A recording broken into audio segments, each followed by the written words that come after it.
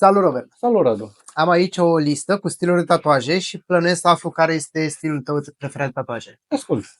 Blană. Realist sau tradițional? Realism.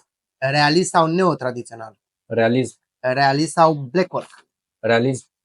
Realist sau watercolor? Watercolor. Watercolor sau Japanese? Japanese. Japanese sau dot work? Japanese. Japanese sau lettering? Japanese. Japanese sau abstract? Abstract. Abstract sau trash polka? Abstract. Abstract sau microrealism? Abstract. Abstract sau Chicano? Chicano. Chicano sau new school? New school. New school sau ornamental? New school. New school sau dark art? New school. New school sau ilustrativ? New school. New school sau avantgard? Avantgard. Avantgard sau ignorant? Avantgard. Avantgard sau cartoon? Avantgard. Avantgard sau patch? Avantgard. Avantgard sau surrealism? Avantgard. Avantgard.